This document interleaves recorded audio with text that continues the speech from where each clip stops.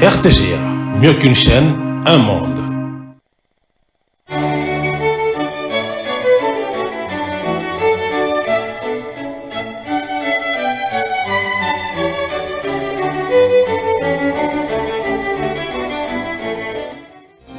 Ce journal vous est offert par Thermoprotection.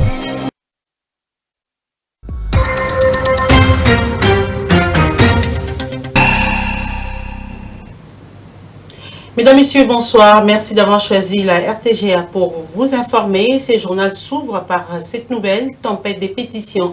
À l'Assemblée nationale, une commission spéciale et temporaire composée d'un délégué par groupe parlementaire a été mise en place lors de la plénière de ce mercredi 17 septembre 2025 à la Chambre basse du Parlement pour examiner les pétitions visant Vital Kamerhe et d'autres membres du bureau.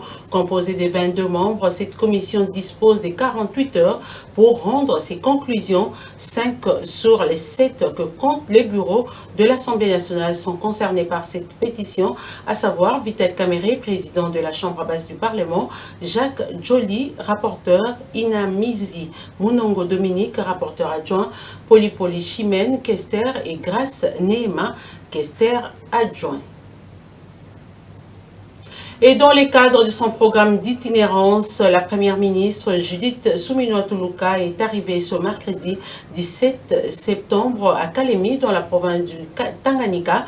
À sa descente d'avion, la chef du gouvernement a été accueillie par un comité restreint conduit par le gouverneur de province, Christian Kitungwa Muteba, avant de se rendre à la place Kisembwe, où elle a communié avec l'ensemble de la population. Dans son adresse, Judith Suminwa-Tuluka a invité la population des Kalemi à soutenir les actions du président de la République, Félix Antoine Tshisekedi, en précisant que son gouvernement accorde une attention particulière à la province du Tanganyika. C'est pour cela qu'elle s'est rendue pour palper du doigt la réalité profonde de la région. Dans son agenda, la première ministre annonce notamment l'inauguration de plusieurs ouvrages dans les cadres du programme de développement local PDL 145 territoires, ainsi que les travaux de réhabilitation des ports des Kalemi et des Moba, ajoutés à ceux-là le boulevard Lumumba, entre autres. Jacquemain Chabani-Louko, vice-premier ministre, ministre de l'Intérieur, Sécurité, Décentralisation et Affaires coutumières, a échangé avec son homologue chinois sur le renforcement de la coopération en matière de sécurité publique entre les deux pays. Au cours de leurs discussions qui se tiennent à Pékin, ces deux personnalités ont aussi abordé la question de la signature d'un protocole d'accord pour une collaboration plus durable au service des sécurités, nous dit Suzy Kibera Oumari. Un échange à bâton rompu entre le vice-premier ministre, ministre de l'Intérieur, à Sécurité, Décentralisation et Affaires coutumières, Jacquemain Chabani-Louko, et son homologue chinois, Monsieur le conseiller d'État et ministre de la Sécurité publique, Wang Xiaohong, sur le renforcement de la coopération en matière de sécurité publique entre les deux pays. Ces deux personnalités, en cours de leur discussion, abordaient essentiellement la question sur la signature dans les prochains jours d'un protocole d'accord qui ouvrira la voie à une collaboration plus directe et durable au service de la sécurité et de la stabilité de la Chine ainsi que de la République démocratique du Congo. Une rencontre stratégique qui a en outre permis au patron de la territoriale en RDC de revenir sur les différentes réalisations déjà apportées par la Chine dans le renforcement des capacités opérationnelles de la police nationale congolaise et des services de sécurité au travers la formation dans les domaines spécialisés de la sécurité publique de plusieurs policiers congolais. Cette opération sécuritaire est importante et s'inscrit aussi dans le cadre de la mise en œuvre de la loi de programmation sur la réforme de la police nationale congolaise. Sachez également que les députés provinciaux des Kazumba, dans les Kasaï, dénoncent ce qu'ils qualifient d'abus de pouvoir de la part de l'administrateur du territoire des Kazumba. Dans une déclaration rendue publique ce mercredi, ces derniers disent être déterminés à faire appliquer la loi à tous les niveaux pour que la population des Kazumba retrouve la totale liberté sans inquiétude. Suivez leur déclaration, lue ici par le député Pierre Sosten Kabidi au micro de Solène Toumba Fika. Nous, députés provinciaux élus de la circonscription électorale de Kazumba au Kasaï central, avons fait un constat malheureux des abus de pouvoir dans le chef de l'administrateur de territoire de Kazumba et des actes innommables de violation des droits de l'homme par les responsables de la police nationale congolaise affectés dans notre circonscription. Pour mémoire, il sévit dans notre circonscription électorale plusieurs conflits de pouvoir coutumiers, notamment dans les groupements de Benakapuki et Benamankonde, secteur de Kafuba, Benakalombo, secteur de Mbulungu, Bakwafuni, Kisangampata et Babusongo dans le secteur de Chitadi. Ces conflits ont déjà occasionné mort d'hommes et maintiennent ces groupements dans l'insécurité permanente. Les informations en notre possession renseignent que l'administration territoriale entretient ces conflits pour des intérêts égoïstes ou n'agit pas, ce qui dénote d'une incompétence notoire. Plusieurs barrières illégales sont érigées dans notre circonscription électorale sur ordre de l'administration territoriale avec comme conséquence des tracasseries de tout genre contre notre population. À ce tableau sombre s'ajoute la vente par l'administration du territoire du véhicule officiel qui était en panne à Djeboué dans le secteur de Kafuba. Les responsables de la police nationale congolaise à Kazumba s'illustrent par des actes de violation des droits de l'homme au mépris des lois et règlements de la République. Pour preuve, le week-end dernier, les responsables de la police de circulation routière ont traumatisé la population de Ndekesha par plusieurs coups de balle tirés en l'air et ont procédé à l'arrestation d'une fille âgée de 14 ans qu'ils ont torturé et la santé de la victime s'est sérieusement détériorée. Pour des faits même bénins, nous exigeons à l'auditorat militaire de renvoyer les policiers arrêtés devant la juridiction compétente pour la tenue d'un procès exemplaire et pédagogique. Au gouverneur de province, la suspension immédiate de l'administrateur de territoire de Kazumba pour incompétence notoire et complicité dans la commission des actes de violation des droits de l'homme. Faute de quoi, les députés provinciaux de Kazumba vont faire usage des dispositions pertinentes de la Constitution et du règlement intérieur de l'Assemblée provinciale pour obtenir justice en faveur de leurs électeurs. Et de retour à Kinshasa pour vous dire que le Conseil national de suivi de l'accord et du processus électoral, CENSA, qui soutient un dialogue inclusif, appelle au surseoir du procès contre l'ancien président de la République, Joseph Kabila Kabange, pour des raisons de cohésion nationale. De ces faits, il exhorte le chef de l'État en tant que garant de la nation d'intervenir quant à ces sujets. Résolution 2348 du Conseil de sécurité des Nations Unies adopté en 2017, prenant acte de la création du CENSA conformément à l'article 6 de la loi organique du 13 novembre 2028 et au chapitre 10 et 11 de l'accord politique global et inclusif du 30 décembre 2016, les conseils nationaux de suivi de l'accord et du processus électoral CENSA s'est réuni le mardi 16 septembre, sous la présidence de Joseph Elengankoy, son président, à l'ouverture de la plénière du CENSA, le président a demandé à l'assistance d'observer une minute de silence en mémoire des victimes du dernier massacre perpétré par les groupes armés ougandais ADF dans les villages d'Ntoyo en territoire de Lubero dans la province du Nord Kivu la nuit du 8 au 9 septembre 2025 qui a occasionné des dizaines de morts ainsi que de nombreux compatriotes qui ont péri par naufrage en territoire d'Ikolela dans la province de l'Équateur en date du 11 septembre dernier. Un seul point était inscrit à l'ordre du jour, à savoir les perspectives des pays en République du Congo. Les CENSA constatent que les pays continuent à être endeuillés par des massacres liés à la guerre qui qui sévit dans la partie orientale de notre pays, ainsi que par une insécurité et a atteint un niveau intolérable sur l'ensemble du pays. Les CNSA notent néanmoins que l'accoutumance qu'ils redoutaient de la banalisation de la guerre et de la division actuelle du territoire national deviennent une inquiétante réalité pendant que des individus et groupes d'individus continuent de tirer profit de la situation et peut-être même entretenir la guerre pour un enrichissement criminel. Dans cette circonstance, les CNSA se réjouit de l'opportunité ouverte par la signature à Doha d'un mécanisme de libération de prisonniers entre le gouvernement central et l'AFC M23, encourageant les partis et à concrétiser ces projets dans les plus brefs délais. Dans cette perspective, les CNSA rappellent que l'espoir de la population est que le plus rapidement possible le processus de négociation aboutisse et qu'il soit couronné par la tenue d'un dialogue national inclusif pour asseoir une paix durable et garantie de la cohésion sociale et de l'unité nationale et ainsi permettre la reconstruction et le développement du pays.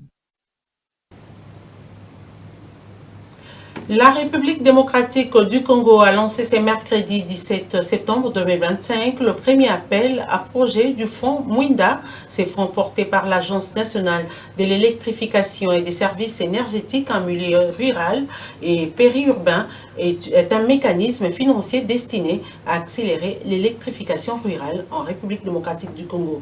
Les ministres de ressources hydrauliques et électricité, Molendo Sakombi, a salué cette initiative du chef de l'État qui vise à contribuer aux efforts d'accroissement du taux de l'électrification en République démocratique du Congo. Images et commentaires. C'est le ministre des Ressources hydrauliques et électricité qui a procédé au lancement du premier appel à projet du fonds Mwinda, ce projet du gouvernement central qui est un mécanisme financier national destiné à accélérer l'électrification rurale et périurbaine. Cet événement s'est déroulé à Kinshasa en présence de plusieurs membres du gouvernement, des représentants de la Banque mondiale, de la GEAP et d'autres partenaires techniques et financiers. Une occasion pour le ministre Molendo Sakombi de saluer cette initiative portée par le chef de l'État Félix-Antoine Tshisekedi Tshilombo. Dès son accession à la magistrature suprême en 2019, son Excellence M. Félix-Antoine Tshisekedi Tshilombo, président de la République et chef de l'État, a érigé, conformément aux préceptes constitutionnels, l'électricité au rang de droit citoyen inaliénable, refusant qu'elle ne soit plus un privilège confiné aux grands centres urbains. Créé en 2020, capitalisé en 2021 à hauteur de 5 millions de dollars américains par les chefs de l'État, incubé par l'Agence nationale d'électrification et des services énergétiques en milieu rural et périurbain en serre, les fonds Mwinda visent à contribuer aux efforts d'accroissement du taux d'électrification de la RDC. Le lancement du premier appel à projet du fonds Mwinda n'est pas un simple événement, c'est un tournant décisif pour l'accès à l'électricité en République démocratique du Congo. Pendant longtemps, nos populations rurales et périurbaines ont vécu sous le poids de la précarité énergétique. Avec le fonds Mwinda, nous ouvrons une nouvelle ère, celle où l'électricité devient un droit réel, une source de progrès et de dignité. Doté d'une enveloppe initiale de 25 millions de dollars américains, mobilisée grâce au programme agréé, les fonds Mwinda bénéficient de l'appui de la Banque mondiale qui a recruté les consortiums Greenmax et Persist comme gestionnaire international, garantissant sa transparence et son efficacité. Et la démolition des constructions anarchiques au rond-point Ngaba se poursuit. Le gouvernement provincial de Kinshasa tient à restaurer l'ordre urbain et assainir les espaces publics dans la capitale congolaise. Reportage. Des boutiques, magasins et dépôts entièrement démolis. C'est l'image que présente aujourd'hui Rond-Point Ngaba. La cause de la démolition de toutes les constructions anarchiques dans ces espaces interdits. À la place Rond-Point Ngaba et le long de la route Bypass, plusieurs maisons des commerces ont été érigées sur les trottoirs et espaces publics non autorisés. L'opération menée par le gouvernement provincial vise ainsi à libérer les emprises publiques occupées de manière illégale. Toutefois, pour de nombreux habitants, ces démolitions devraient s'accompagner accompagné d'un dialogue préalable et des mesures d'accompagnement social afin d'éviter de problèmes aux nombreuses familles. Je travaille ici, je paye les frais scolaires de mes enfants. Il faut d'abord que l'État ait un mécanisme pour prévenir les gens avant pour permettre de dégager les affaires dans les calmes. Des travailleurs plongés dans les désarrois après la démolition des magasins, Hervé Mouyubu exprime son regret total face à cette opération. Cette façon de faire accentue les taux de chômage. Parce que nous là, que vous voyez, nous sommes des travailleurs de ces magasins démolis. Nous sommes des parents, des responsables, des pères de famille. Nous scolarisons nos enfants, les faisons nourrir et payer pour nos enfants. On a des difficultés, ma casse. Parce qu'on est au 25 ans, il faut faire quoi? Les habitants de ce coin ont déploré les manques d'alternatives après les démolitions.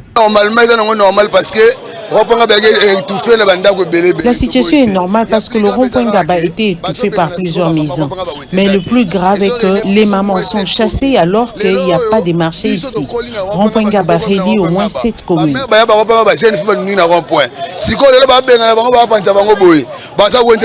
Si cette opération cause désespoir chez les uns, les autres reconnaissent la nécessité de libérer l'espace public tout en regrettant le moment choisi pour l'exécution de ces travaux. Pour sa part, Léon Moulumba, ministre provincial de l'Environnement, a exprimé la détermination du gouvernement provincial à récupérer les espaces publics occupés anarchiquement en vue de créer des parkings. Le gouvernement provincial, que son Excellence Daniel Bumba dirige en ce moment, veut récupérer d'abord tous les espaces de l'État que les gens avaient de manière anarchique occupés.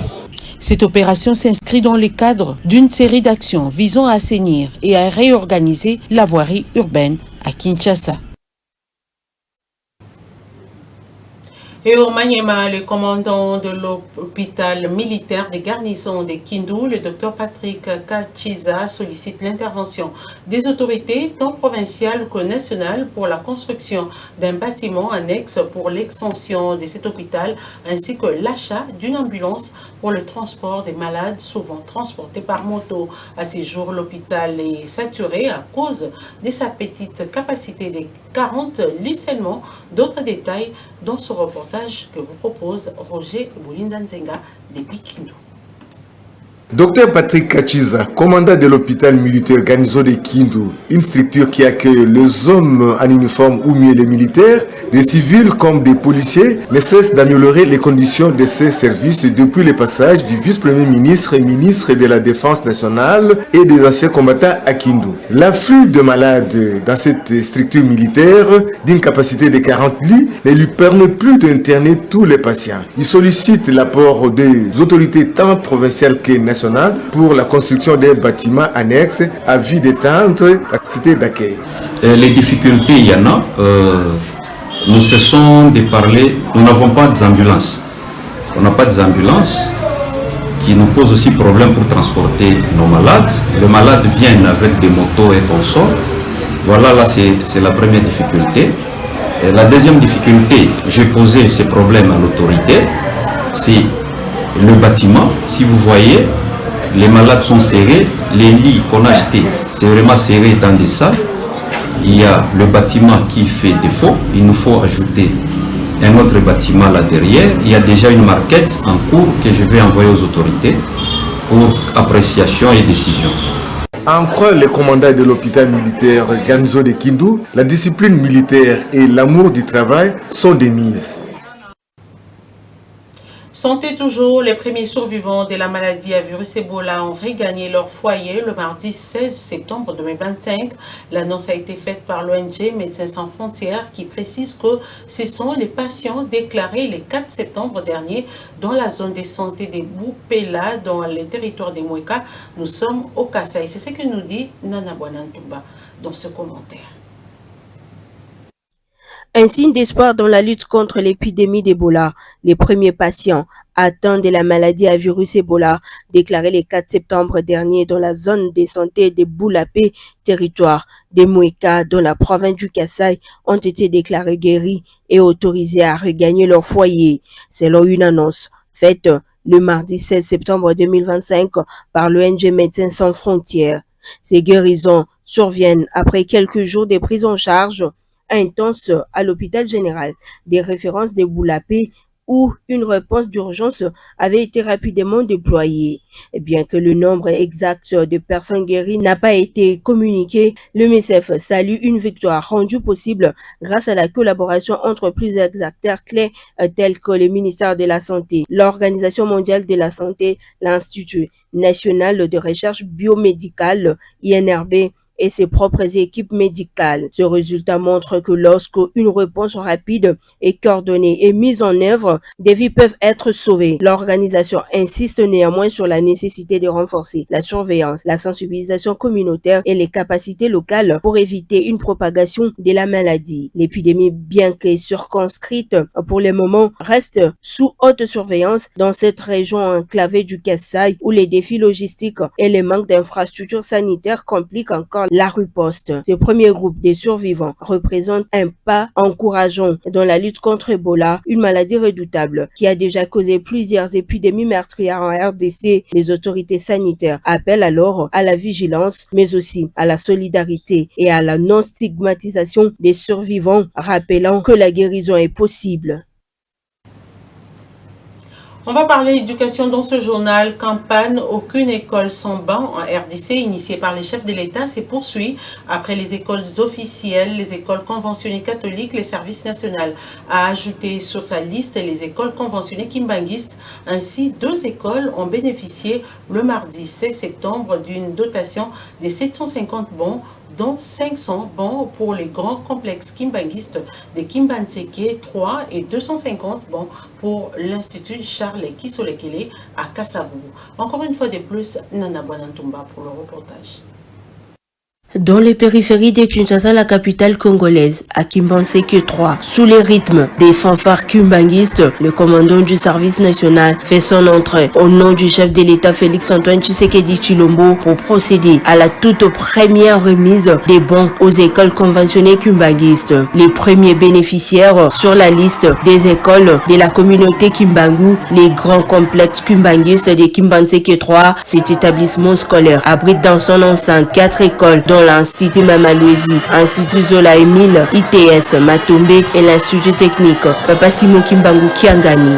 En plein mois de septembre, mois dédié au prophète Simo Kimbangu, cet acte posé par les chefs de l'État, réalisé par les services nationaux, vient honorer la mémoire de ces grands hommes de la République démocratique du Congo. Les gestes posés par les chefs de l'État n'a pas laissé indifférent les bénéficiaires qui marquent leur gratitude et prend l'engagement pour en faire un bon usage afin que cette dotation dure plus longtemps. Votre action, réalisée sous le haut patronat de son Excellence le Président de la République, chef de l'État, Félix-Antoine Tshisekedi Tshilombo, montre à quel point l'éducation est une priorité nationale. De la Tchangou à la Funa, le commandant du service national fait de la journée du 16 septembre d'une journée sans repos au centre d'accueil dans la commune de Kasavubu. L'envoyé du commandant suprême de l'armée, le lieutenant général Jean-Pierre Kassongo Kabouik, remet un lot important de 250 bons pupitres aux élèves de l'Institut Charles Kisolokele. L'occasion faisant le larron,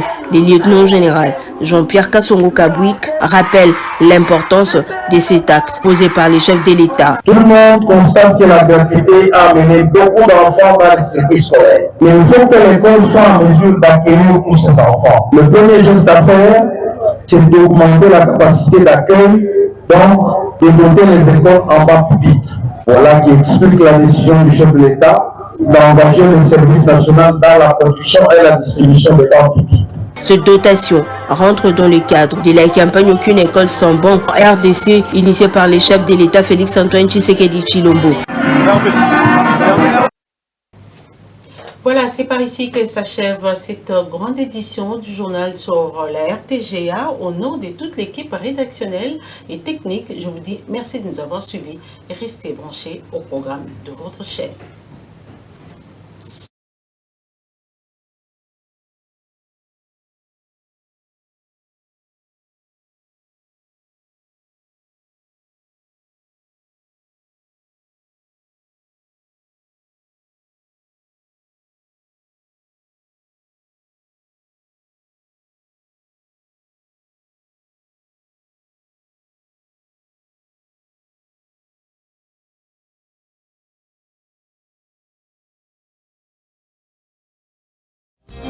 Ce journal vous a été offert par Tango Protection.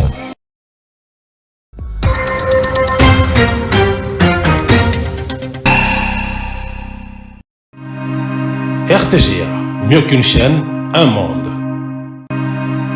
RTGA, mieux qu'une chaîne, un monde. RTGA, mieux qu'une chaîne, un monde. RTGA, mieux qu'une chaîne,